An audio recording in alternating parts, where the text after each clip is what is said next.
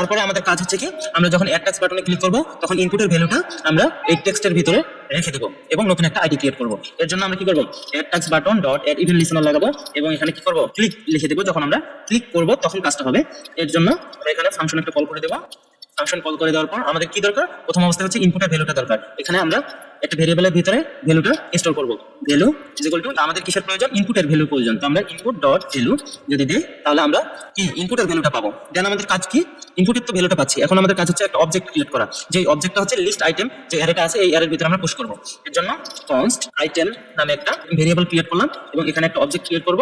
এর ভিতরে আমাদের কি একটা র্যান্ডম আইডি থাকবে, যেটা আমরা ক্রিপ্টো ডট র্যান্ডম ইউআইডি কে যদি কল করি তাহলে সে একটা আইডি ক্রিয়েট করে দিবে র্যান্ডম টেক্সটের। এখানে আমাদের কি থাকবে, এই যে ইনপুটের যে ভ্যালুটা, এই ভ্যালুটা থাকবে। এখানে আমরা ভ্যালুটা দিয়ে দিলাম। আমরা এটা তো ক্রিয়েট করলাম, কিন্তু এটা আমরা এখনো লিস্ট আইটেমের ভিতরে পুশ করি নাই। এই জন্য আমরা এখানে লিস্ট আইটেমস ডট পুশ মেথডে কল করব এবং এখানে ভিতরে বলে দেব আইটেম। তাহলে এই আইটেমটা এখানে পুশ হয়ে যাবে। এখন যদি আমরা সিএলজি করি, কনসোল লক করি, লিস্ট আইটেমকে দেখতে চাই আসলে কি ঘটতেছে, তো চলুন দেখি যে কি ঘটে। ইন্সপেক্ট করি এবং কনসোলে যাই। এখন দেখেন, যখন আমি কোনো কিছু লিখবো, সে ধরেন হ্যালো লিখলাম, হ্যালো লেখার পর অ্যাড টেক্সট বাটনে ক্লিক করলাম, তখন দেখেন যে দুইটা অবজেক্ট আছে এটার ভিতরে, এর ভিতরে দুইটা অবজেক্ট, একটা হচ্ছে নিউ টেক্সট, যে টেক্সটটা আমরা প্রথমে লিখেছিলাম এটা আসছে এবং হ্যালো আসছে।